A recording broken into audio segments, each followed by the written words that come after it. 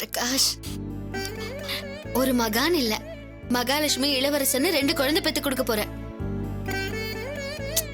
1க்கு 2 உங்க கையில குழந்தைங்கள கொடுப்பேன். இது நிச்சயமா நடக்கும். அப்ப பாருங்க நீங்க என்ன பாடுபட போறீங்கன்னு. வாங்க.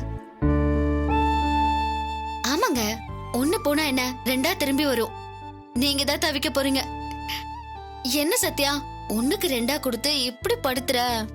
1 அழுதா இன்னொன்னு சேர்ந்து அழுது, 1 அழுகை நிப்பாட்டினா இன்னொன்னு ஆரம்பிக்குதுன்னு சொல்ல போறீங்க பாருங்க.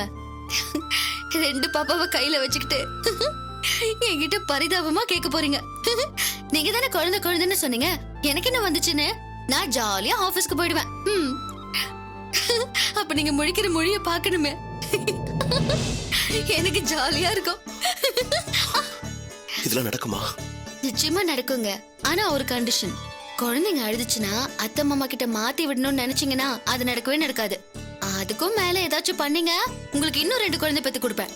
ஒரு குழந்தை 2 குழந்தை இல்ல, எத்தனை குழந்தை வந்தாலும் வச்சு தாங்குவேன். ஏன் உன்னையும் ஒரு குழந்தை மாதிரி தான் பார்த்துப்பேன்.